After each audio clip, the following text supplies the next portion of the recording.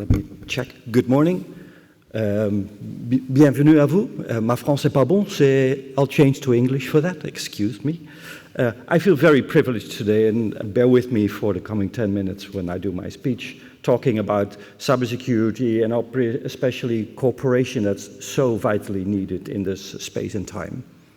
But let me first introduce myself. My name is Hans de Vries. I'm the director of the National Cybersecurity Center, which is the national CERT and the sectoral CERT, but also the operational coordinator when what we call the shit hits the fan, when cyber is being one of the issues at hand.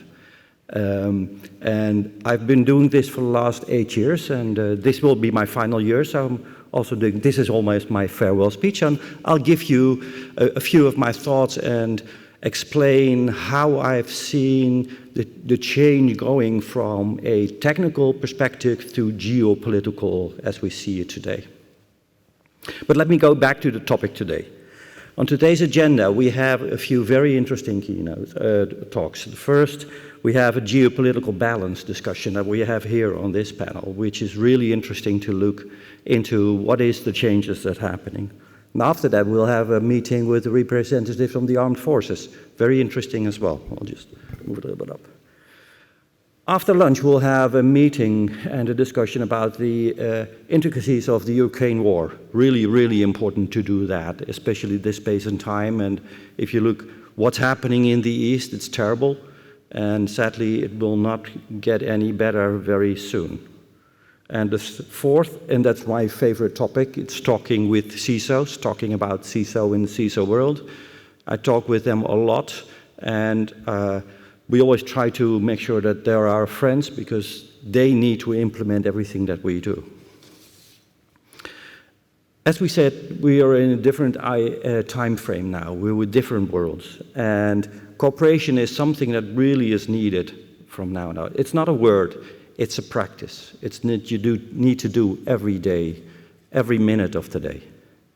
So I would like to share a little bit my light on how we do that and how on an international scale we can do this and how on a European scale we're trying to organize that in such a way that we will make this world a little bit better, even though the gloom is still there. First, CISOs as front soldiers. I'd like to say, embrace the CISO, stress the CEO. Embrace the CISO, I mean, explain to them, give them some wiggle room, give them some possibility to deal with all the legalities that come out there, because the practice is very much different than from what you can read from law. So one of the most important parts is have a good talk with them, understand what their world is, because if you look at it from a let's say, political side, there is perhaps within law no difference between the nuclear sector and health, but in practice for the CISO, it's a huge difference. So you have to look at those. So for my part, respect the CISO is a really important part. In the Netherlands, we use something that we call comply or explain, meaning it might be that you do it a little bit differently than we would expect you to implement certain things. But if you can explain why and what the path forward is, we can give you a little bit wiggle room. That's the way we will implement it NIS 1 and how we will implement NIS 2 as well. So that's the really important part for us. Give the organization a little bit of a maneuverability for the coming years, because that's really what they need for the coming time. The second part is, how do you interact with those organizations? Of course, we will have ISAC model. You know, we love the ISAC model. It's the interchange of information, the information sharing and analysis. We also have liaisons within our organization from different perspectives.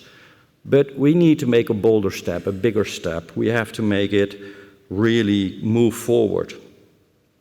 And one of the things that we've done in the Netherlands, and I'm not sure whether other countries, I'm really looking forward to how the Finns or Estonians are doing that, we try to implement big help small from a company perspective. If you look at the NIS 2, you're looking at supply chain, meaning larger companies, but they depend on the smaller companies. How do you make that work? And we say, Don't put it from a legal perspective saying, hey, you broke our contract, therefore the pain is yours. No, you have to put it in, hey, we're in this together. We are in the same supply chain. So how as a company that depends on your services, how can I help you to make sure that you can maintain your services in that sense? So that's why we use what we call big, help, small. And we feel that's really important. Because if you do it from a legal perspective, you've broken our contract, you won't get anywhere because the service is still broken and there is still a problem and you will not have the good open discussion how to move forward. So what's next after that? Well, we've seen from our perspective that public-private partnership is not only a verb, but it's also hard work. And we've tried in the Netherlands to make it some steps. And the first, and some might giggle a bit about it, but working within public is sometimes even harder than working with private organizations.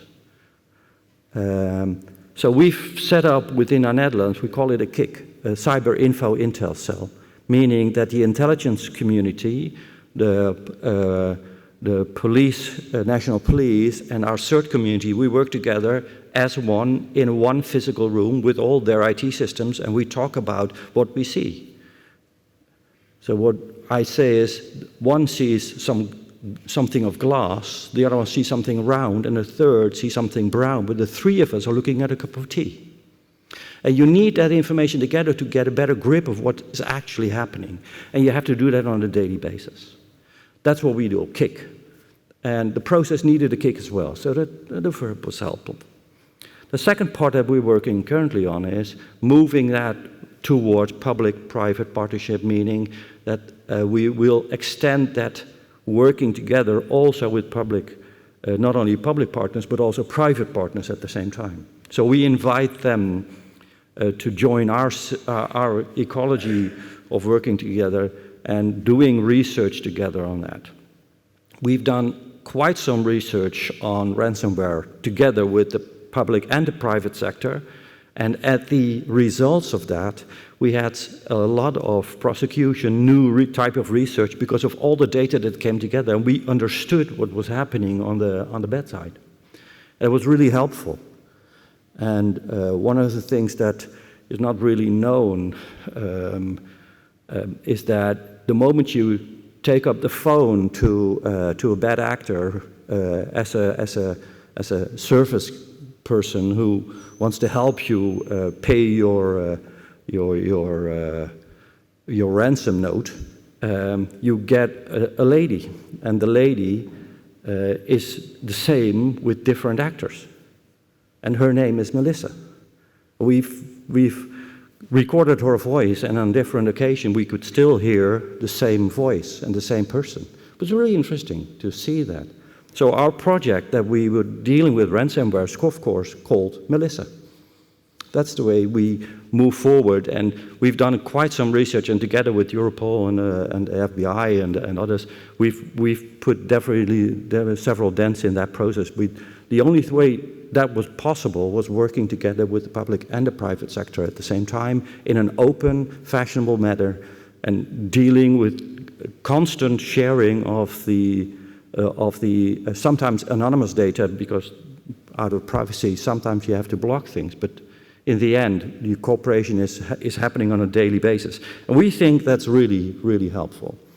Now we have to move up the stack. We don't only need that on a national level in the Netherlands or in Estonia or Finland or Belgium or here in France, but you need it on a European level as well. So the European network of SOCs, the plan that's coming out and that we're working on together, is really a good step forward. But the next step will be the integral exchange between JCDC of the United States with the international part and the network of SOCs through the possibilities of ENISA. Because we need that collaboration, and we need that collaboration especially for all the democratic countries around the world to make that happening. So it's not only Europe that we have to focus on, we have to work much further than that. So looking back and also looking forward, We've made quite some progress within Europe, quite some progress across the globe, trying to make sure that cyber is not only one thing that is really nice in a technical manner, but also it matters for all of us. A third community normally thinks that they're kind of neutral, right? They think, hey, we want to make sure that the internet is a safe place, so you can just work together and you share the information, but that's not the time anymore. It's geopolitical. So one of the big discussions right now is how do you deal with vulnerabilities that are coming out of countries with an offensive cyber capacity and cyber program against the Netherlands or against Europe or against the Democratic States.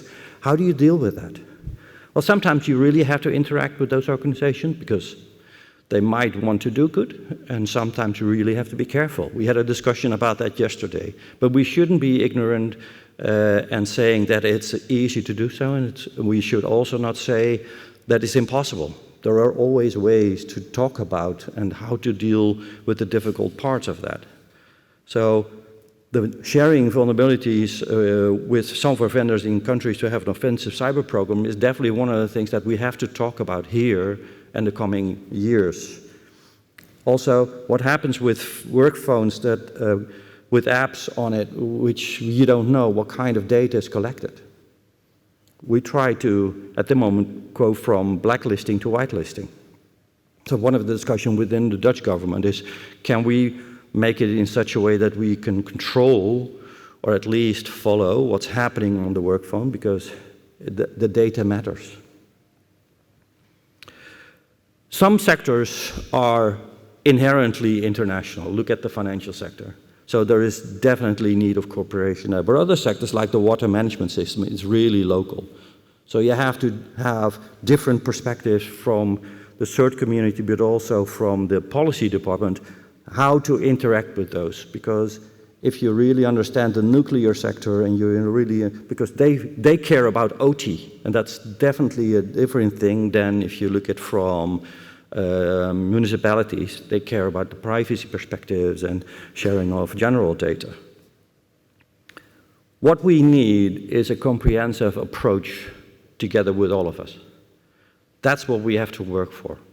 And that's why the cyber meeting here in Paris, the Cyber Summit, is so important. Thank you very much.